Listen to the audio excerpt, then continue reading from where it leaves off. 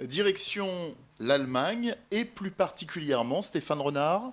À Cologne. Nous partons à Cologne qui est célèbre pour son eau de Cologne bien sûr, mais aussi pour sa splendide cathédrale. Cologne compte parmi les villes les plus dynamiques d'Allemagne et ça c'est une très belle surprise. Étudiante et cosmopolite, la cité rhénane ne manque pas d'atouts. Musées passionnants, balades sympas en ville, le long du fleuve, des bars et des restos branchés. On peut à peine en 3 heures de train de Paris passer un super week-end à Cologne. Qu'est-ce qu'on peut y voir? Alors, bien évidemment, ce qu'on appelle la colossale cathédrale qui domine la ville avec ses 2 tours qui dominent la ville de 157 mètres de haut. C'est très imposant. C'est une construction qui a été réalisée entre 1248 et 1880, un chef-d'œuvre aujourd'hui inscrit au patrimoine mondial de l'UNESCO.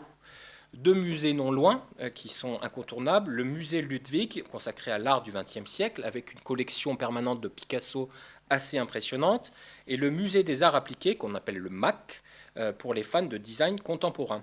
Pour clore cette journée absolument culturelle, on fait quelques emplettes sur la Haute Strasse et on se met au parfum dans la maison Farina qui fabrique la fameuse eau de Cologne depuis plus de 300 ans.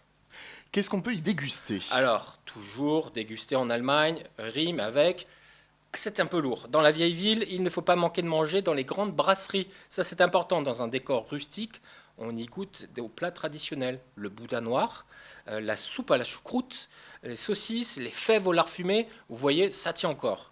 La boisson obligatoire ici, c'est la Kolsch. La Kolsch, c'est la bière locale produite par plusieurs brasseries que nous consommerons avec modération, mais dans des verres de 20 centilitres. Et qu'est-ce qu'on peut y faire d'autre? Alors chaque année à Cologne, on organise le plus grand carnaval d'Allemagne. C'est un carnaval qui est aussi célèbre que celui de Dunkerque par exemple en France. La saison commence officiellement le 11 novembre à 11h11. Alors pourquoi 11?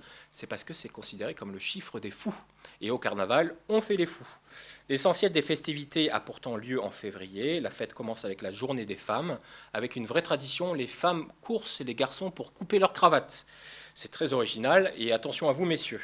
Puis lors du lundi des roses, place au défilé avec force, fanfare et chars, donc des défilés magnifiques dans toute la ville.